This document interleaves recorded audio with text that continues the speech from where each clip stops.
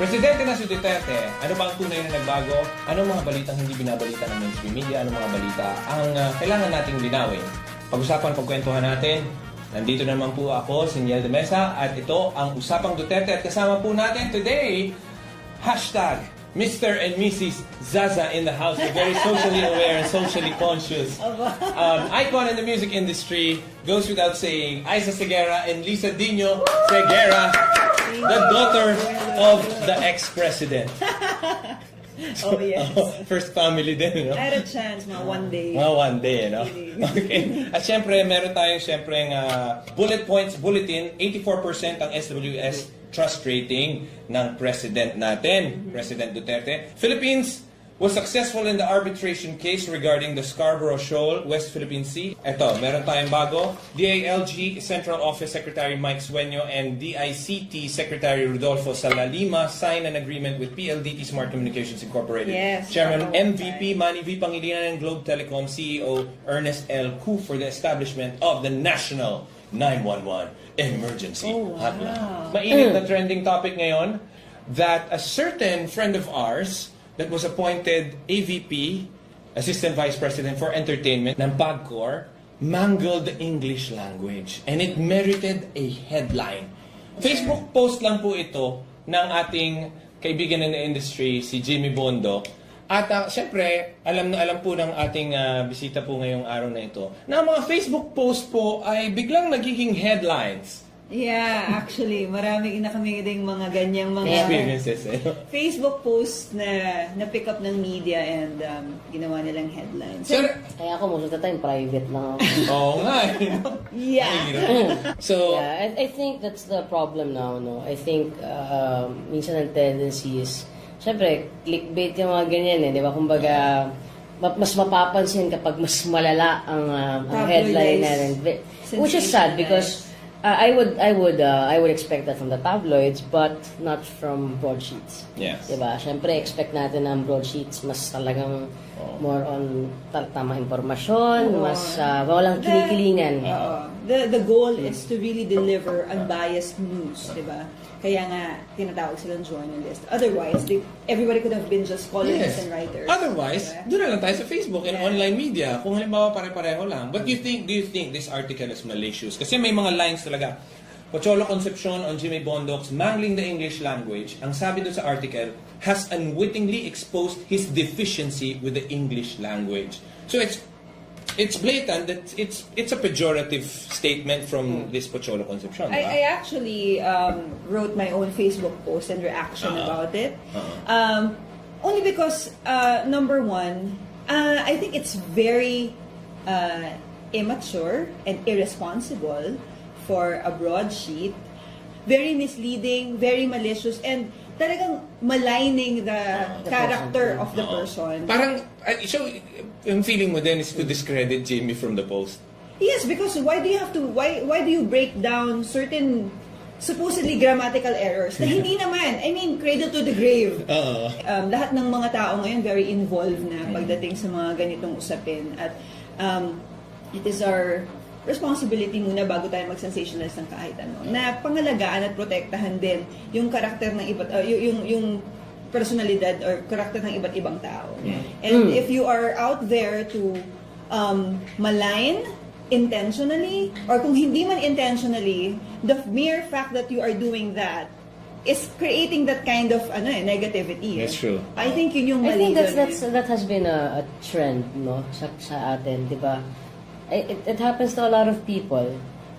May magsasalita ng ganitong opinion, ayaw mo yung opinion niya, pero imbis na punahin mo yung opinion niya at isabihin din kung ano yung opinion mo at pag-usapan ninyo yung opinion ng isa't isa, at titirahin mo, mali yung grammar niya, mali yung ganito. So parang... Or minsan yung moralidad. Diba? Para siyang, maganda ba? Mabait siya. Para siyang gano'n. So I think it happens. And it's sad. I would expect that from Facebook, but of course, we are talking about newspapers. We're talking about broadsheet. Yes. So yun lang, medyo, it's kind of disappointing. And siguro to those people who's questioning also the appointment of Jimmy as AVP for entertainment.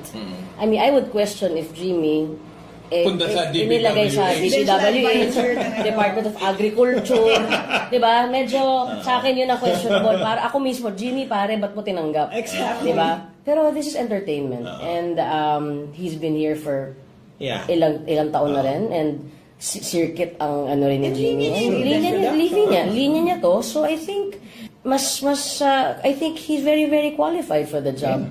And maganda rin yung napag-usapan namin mag-asawa nito lang na parang, syempre, minsan ang tendency natin is tayong Pilipino, kumbaga lahat tayo yung napalaki na, kumbaga sinasabi na, the intelligences, remember? Multiple intelligence. Yeah, na parang, tayong 8 intelligences. Yeah. Na, kasi, of course, Hindi lagi kasama yung natin- common sense doon. but I think yung parang generic na dapat meron tayong lahat. no, kasi nangyayari is Baseline we're yun. shaming people, like, Yeah. we're shaming people just Because because, kulang just because celebrity sila. Or Ang kulang sa akin is, educational or kulang sa attainment. educational attainment.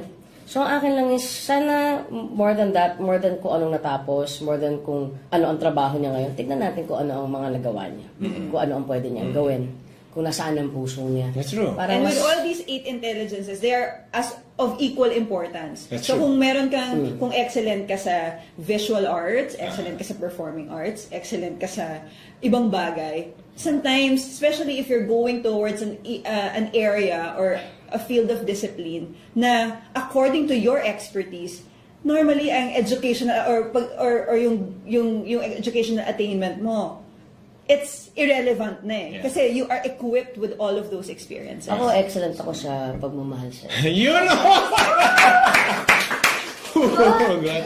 Napasok Happy niya year, tayo, happy year, napasok happy niya year. tayo. Yeah. Alam niya na kung bakit hindi sa Sueguerra.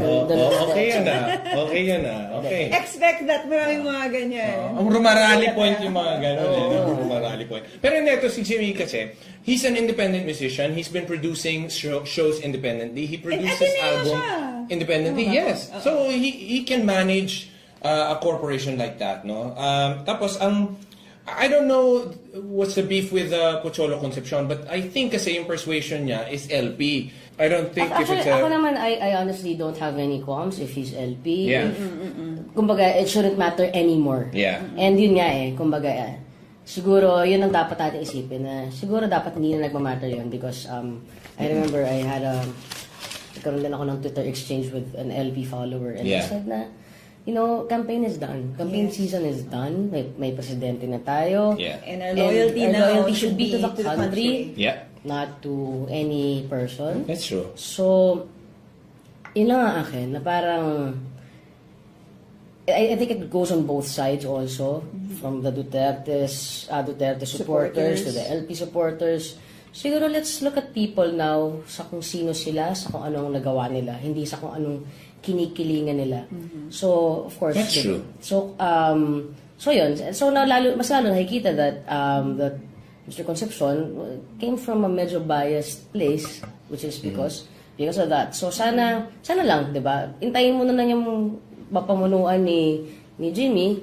Kung pumalpak, di tsaka punahin. Wala namang problema 'yun, 'di ba? Of course, lahat naman tayo dapat matuto tayo maging critical sa mga And remain vigilant.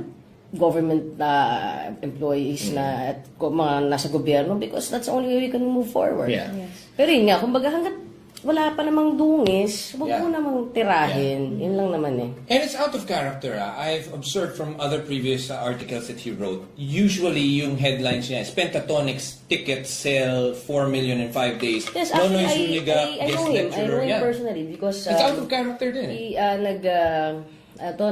nakasama ko siya. He has interviewed me for ilang beses na rin. So, he's one of the very respected people in the nasa press. So, nagulat din ako. Kahit ako medyo nagulat din ako na naglabas ng gano'n. So, yeah, you're right. It's pretty out of So, character. do you think, baka All the music... more na Yes, exactly. nakakalungkot. Yeah. Exactly. Kaya ako nalulungkot. Ako more than, siguro nalungkot lang ako because of course, lahat naman tayo may bias eh. Yeah. Pero di ba, yun nga, bilang isang manunulat, parang yun ang dapat mong unang inaalis sa'yo. Or, I mean, hindi man alisin sa'yo, pero sa kung paano ka magsulat, yun ang dapat nawawala. Yeah. Maybe he's really a music editor who loves U2, and when Jimmy used Cradle to the Grave, he's like, I'm a fan of U2. No, this May can't be. hugot. Oh, may hugot na gano'n. Pero yung Cradle Hindi yun ang ibig niya sabihin dyan. Mali, hindi pang school. Pero yung sinabi kasi nung ibang, case in point, no, a lot of Athenians said that, yeah, metaphorically speaking, it's cradle to the grave because it's the life, the beginning of life and death of a student from this point to this point. So parang it's a metaphor, so to speak, no? Well, the mere fact that it's an idiomatic expression already tells you that it is coined in different forms. So, like ako, I love you from Say the iced cradle tea, to the grave. Ayan, pwede. Mabawi. Mabawi.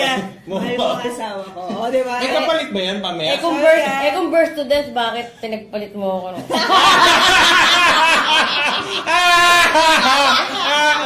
Oo nga. And they're in between. Okay. Somewhere down the road. Ito na yun, nangyari na. Oo nga Dumating eh. na ang panahon na. Oo. Pagdating ng panahon lang yan eh, di ba? Para ano namin, matuloy namin yung to the grave. Yan eh, to the grave. Oo nga. Sa Kung Fu Panda message yan eh. It doesn't matter how you begin it. What matters is how you end your story. Kung Fu Panda wisdom. Or something like that. But in any case, yung back to Picholo Concepcion, no? Yung kinumpute back and niya forth. tsaka kinumpute niya pa yung age eh, na 21 years old after sa college, ganun lang yung end. Hindi pa yun yung end ng lifespan ng isang tao. Tapos yung back and forth, which I thought, nung binabasa ko din yung post, I remember reading that post.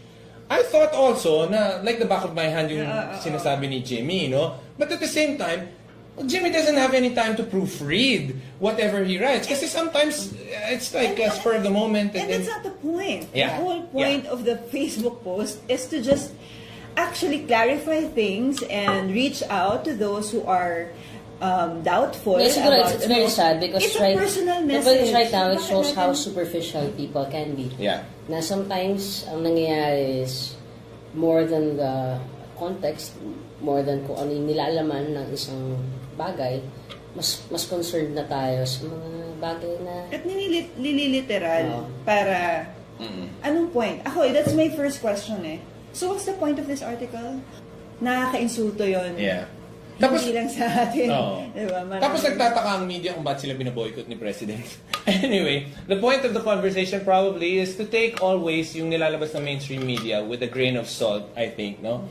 And actually lahat, not just mainstream media, but yeah, that's true. Everything. Also on Facebook, yes, kasi especially on Facebook, Oh. kumbaga, and I think dapat naman ganun talaga eh.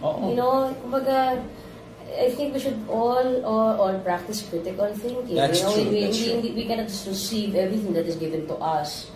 Hindi na ubra ngayon yung pag nakita mo yung headline, share, reklamo. That's true. Mag-comment agad. No, read on it. Read everything. So and be responsible. Exactly. Yeah. So yun lang. You Curate just have to your posts. learn how to be accountable. And I mean, on the end of sa end ng mga nasa Facebook, sa end ng mga nagbabasa, at the same time, accountability din sa end ng mga nagsusulat at naglalabas ng mga ganitong klase ng mga posts. Since now we have this freedom to really just express what we feel, we forget that there is also accountability na dapat kaakibat nun. Yes. Diba? Yes. So yun ang problema.